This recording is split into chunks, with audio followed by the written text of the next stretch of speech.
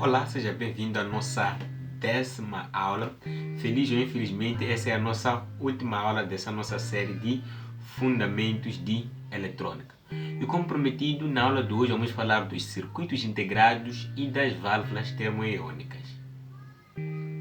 Foi uma longa caminhada até chegarmos aqui. Lembremos que estivemos aqui a estudar juntos a partir dos semicondutores e hoje vamos terminar com as válvulas termoiônicas. Nós vimos semicondutores, vimos como é que os diodos são feitos, vimos como é que os diodos são aplicados nos circuitos retificadores ou carregadores, fontes lineares, vimos também os transistores, vimos também os transistores MOSFET, JFET, vimos os diodos Zeners e agora vamos falar de semicondutores e por fim vamos falar de válvulas termoiônicas. Sem mais delongas, vamos ao que interessa. Na verdade, o que é um circuito integrado? Circuito integrado é nada mais, nada menos do que um chip, um dispositivo que dentro dele nós encontramos vários dispositivos. Nós podemos encontrar um conjunto de transistores dentro de um circuito integrado, podemos encontrar um conjunto de diodos dentro de um circuito integrado, ou podemos encontrar um circuito integrado que faz uma determinada coisa. O circuito integrado, na verdade, é o elemento que é responsável por encolher os aparelhos eletrônicos hoje em dia. Por exemplo, este computador aqui está aqui deste tamanho devido ao circuito integrado.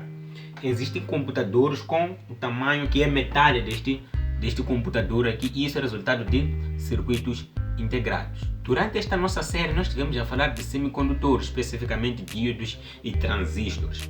Nós vimos que um transistor apenas ocupa um determinado espaço. Imaginemos que nós temos um projeto onde nós precisamos aplicar 100 transistores. Como é que seria? Até 100 transistores é pouco, imaginemos que queremos aplicar 1000 transistores. Qual seria o tamanho desse projeto, ou desse dispositivo, ou desta máquina? É aí que entram os circuitos integrados. Os circuitos integrados têm como objetivos compactar os componentes ao menor espaço possível.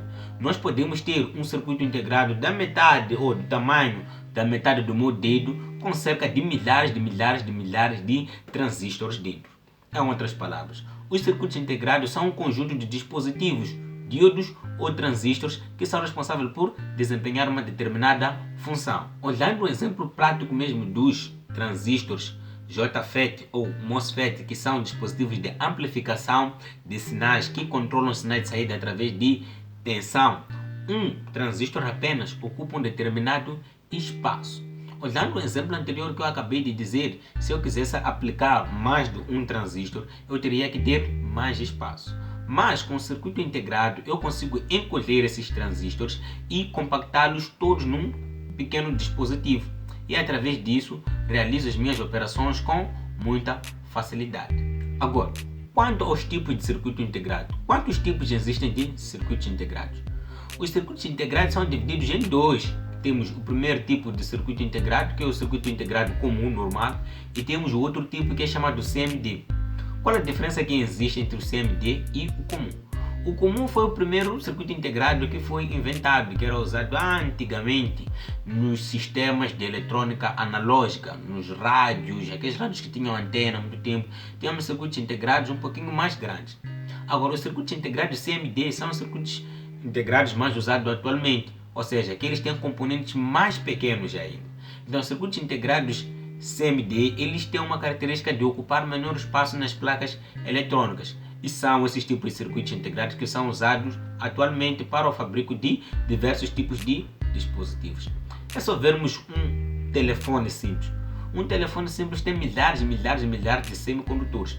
Agora, como é que esses todos milhares de semicondutores conseguem ser albergados num dispositivo com o tamanho da palma da minha mão? Através dos circuitos integrados.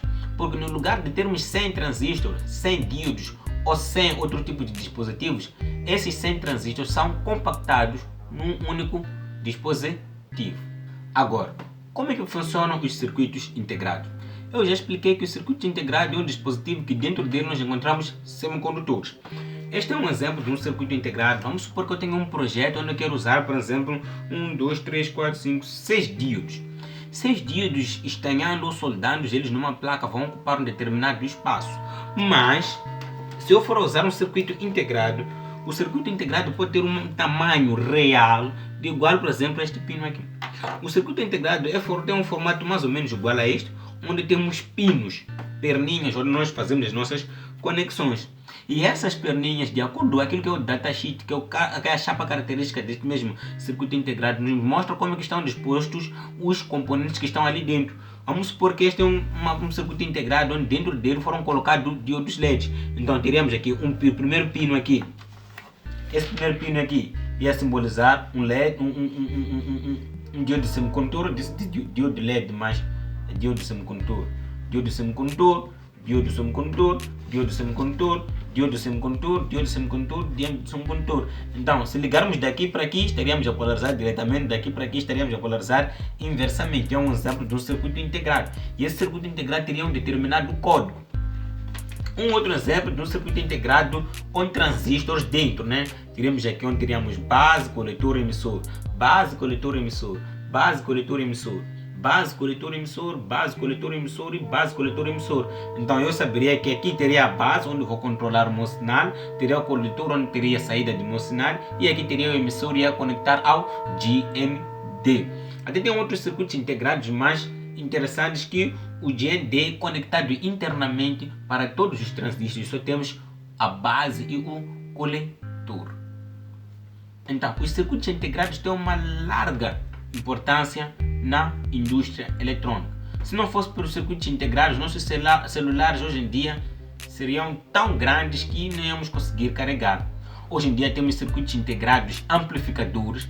Nós sabemos que o transistor amplifica o sinal. Ele é usado em amplificadores de som. Então, os engenheiros inventaram um circuito integrado de alta potência que sozinho consegue amplificar uma certa quantidade de som considerável. Temos circuitos integrados retificadores, onde nós metemos um sinal alternado e a saída é um sinal contínuo.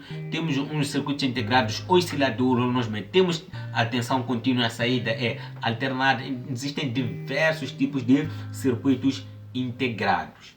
Muito bem. Já falamos dos circuitos integrados. Creio que já coloquei a base daquilo que são os circuitos integrados. Esse é um cheirinho. Se quiser aprender mais sobre circuitos integrados, vai investigar um pouco. Vou colocar os links aqui de alguns vídeos que podem te ajudar a entender melhor o que é isso de circuitos integrados. Agora vamos avançar para válvulas termoiônicas. O que são válvulas termoiônicas? Válvulas termoiônicas são os semicondutores da antiga geração. Ou seja, antes de se descobrir o diodo e o transistor, ou antes de se inventar o diodo e o transistor, os maiores amplificadores e semicondutores que eram usados antigamente eram as válvulas termoiônicas. Agora, como é que funcionam as válvulas termoiônicas? As válvulas termoiônicas funcionam a partir da emissão de calor. Essa emissão de calor vai libertar alguns eletrões, e quando temos eletrões sabemos que há capacidade de conduzirmos a corrente elétrica. Dependendo da forma como nós vamos polarizar ou vamos indicar o sentido da corrente na ligação desta válvula termoiônica, teremos condução ou não condução. Aí podemos usar o método ou o exemplo da polarização direta ou polarização inversa. Então, aproveitamos esse princípio de funcionamento também para amplificar os sinais de entrada que entram nas válvulas termoiônicas. Vou fazer uma pequena ilustração para que nós possamos entender o princípio de funcionamento das válvulas termoiônicas. Para que possamos entender melhor o princípio de funcionamento de uma válvula termoiônica, vamos usar aqui a válvula do tipo diodo, a válvula que era usada para funcionar como um diodo semicondutor, os nossos diodos. Esta é a válvula diodo. Então temos aqui um exemplo do princípio de funcionamento aqui. Esse é o princípio de funcionamento e esta é a polarização. O que nós temos aqui no princípio de funcionamento? O que nós temos aqui no princípio de funcionamento é que nós temos um pequeno filamento de tungstênio. O que é isso de tungstênio? Tungstênio é aquele filamento que nós encontramos nas lâmpadas incandescentes. Então alimenta-se esse tungstênio, e quando se alimenta esse tungstênio ele aquece. Ao aquecer esse tungstênio vai libertar uma certa quantidade de eletrões dentro da cápsula ou do encapsulamento da válvula termoiônica. Então, dependendo da forma como nós vamos ligar este P, este ponto chamado P, vamos polarizar este P. Se nós polarizarmos aqui com a tensão positiva, com um VCC, esses eletrões serão atraídos pelo ponto VCC e haverá condução de eletricidade. Se nós polarizarmos com a tensão negativa ou 0 volts, não haverá atração desses elementos, desses eletrões, e não haverá condução. É o mesmo que acontece aqui na polarização. O que não acontece? Nós alimentamos o filamento de tungstênio, gera-se eletrões, polarizamos diretamente, ou seja, neste ponto P nós aplicamos a tensão positiva, esses eletrões são absorvidos e assim há condução da eletricidade. Se nós polarizamos inversamente, esses eletrões não são atraídos e não há condução da eletricidade. Este é o princípio básico do funcionamento das válvulas termoiônicas. É um princípio simples comparado ao dos díodos, que temos que misturar isto, aquilo, material tipo P, tipo N, por aí em diante.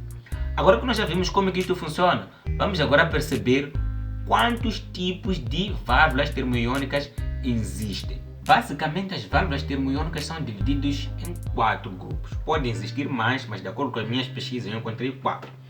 Quais são essas 4? Nós temos aqui a válvula diodo, que era aquela que era usada como diodo.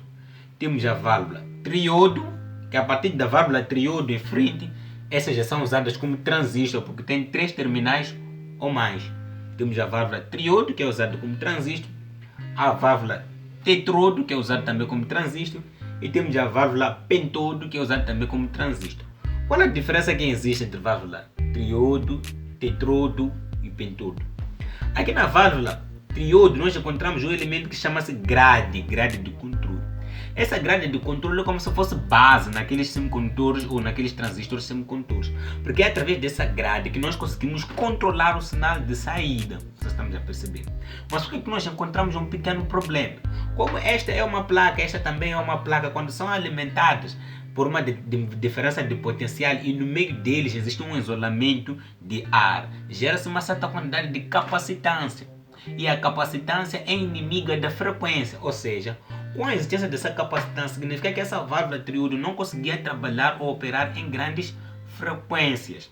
Então, por isso inventou-se um outro tipo de válvula, que é a válvula tetrodo, que tinha mais uma grade. Para além de ter a grade de controle, teve aquilo que nós chamamos de grade auxiliar ou grade de blindagem. Para que servia essa grade de blindagem ou grade auxiliar? Servia para reduzir ou controlar a capacitância, para permitir com que este transistor ou esta válvula funcione ou funcionasse em frequências um pouquinho mais altas. Como sabemos, os transistores são usados muitas das vezes para melhorar as frequências em sinais, rádios, televisões ou amplificadores. Mas só que aqui também encontramos um outro problema. Por quê? Porque a grade de blindagem deveria ser alimentada com uma tensão próxima ou igual à tensão da placa. E isso provoca mais um outro problema, o problema de fluxo de corrente. Ou seja, quando se usa, quando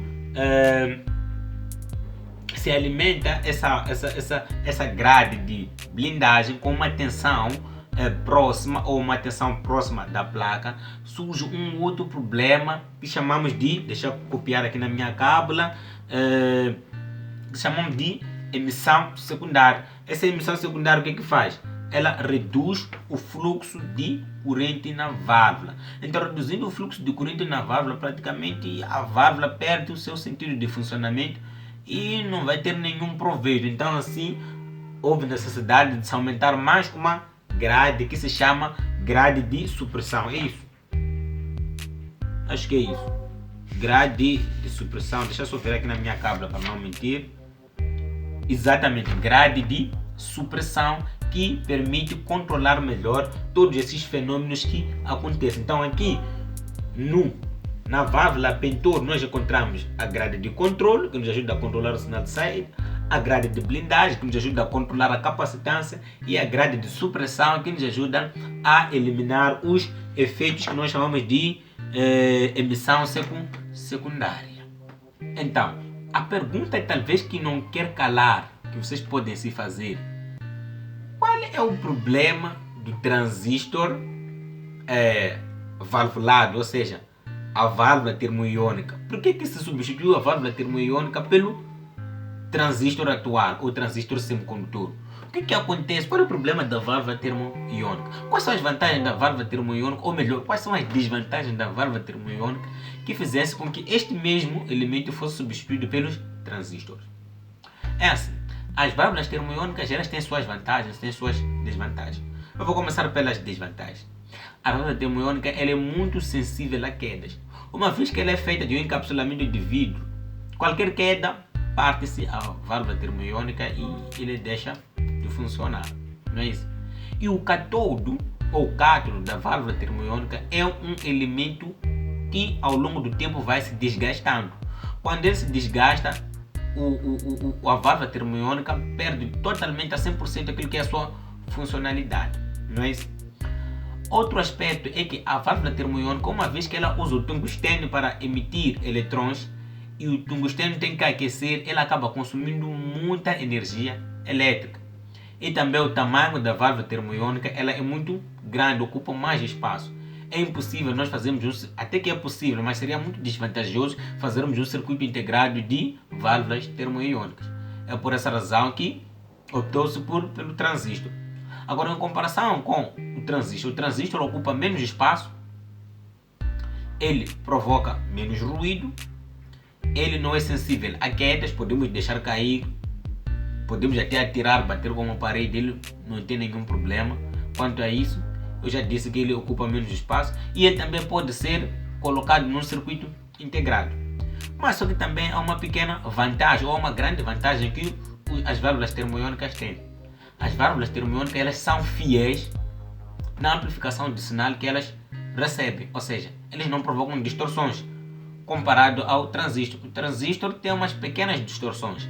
Assim que eu estou a falar, se eu quiser amplificar este sinal, o som da minha voz usando um transistor, não vai sair assim como está, vai sair um pouco de distorção, né? O meu A pode sair um pouco A, depois ficar A, estão a perceber? Porque o transistor tem um pouco de problema, apesar de que estão sendo inventados transistores com uma eficiência muito melhor. Mais antigos, os transistores um pouquinho mais antigos tinham esse problema de distorção de sinal. Enquanto que a válvula termoiônica, ela emite um sinal puro. É por isso que os que entendem melhor de som, guitarristas, músicos, sonoplastas, engenheiros de som, quando se trata de comprar material de som, eles preferem comprar amplificadores valvulados, ou seja, amplificadores que têm a base de sinal de amplificação, as válvulas termoiônicas, ao invés de amplificadores que têm a base de amplificação, os transistores. E outra desvantagem das válvulas termoiônicas é que elas são caras. São poucas empresas que fabricam válvulas termoiônicas em comparação com os transistores. Muito bem, enfim concluímos a nossa série de fundamentos de eletrônica. Era suposto nós termos mais uma aula de exercício onde íamos praticar. Isso tem a ver com circuitos integrados, válvulas termoiônicas, mas infelizmente eu não vou poder gravar esse vídeo. Por quê? Porque a ideia, quando eu estudei essa cadeira, era que as válvulas termoiônicas, nós como estudantes íamos estudar por conta própria, porque essa matéria seria avaliada apenas no exame. E quando o professor tirou a pauta, eu vi que eu tinha dispensado, então acabei não estudando mais e nem vi o exame, como é que foi feito. Então não sei quais são as perguntas que se costumam fazer, mas acredito que pelo menos essa teoria que eu dei aqui básica vai te ajudar em alguma coisa. Eu estou muito feliz por ter concluído essa série contigo. Parabéns a você que esteve comigo desde a aula 1 até esta aula, que é a aula 10. Espero que estas aulas estejam a ser proveitosas para si. Se gostaste dessa série, coloca aí seu like, subscreve aqui neste canal, escreva alguma coisa aí nos comentários. E a maior felicidade que eu tenho é que, comparando o meu conhecimento desde o primeiro dia que eu gravei essa aula até agora, o meu conhecimento subiu um bocadinho. Aprendi novas coisas que no tempo que eu estava a estudar esta cadeira não aprendi, porque investiguei mais neste momento. Espero trazer mais séries, calhar outro dia posso trazer séries de energias renováveis, outro dia posso trazer séries de eletrônica digital ou outros tipos de matérias ou temas. Então, muito obrigado por ter estado comigo até agora e até o próximo vídeo. Bye bye!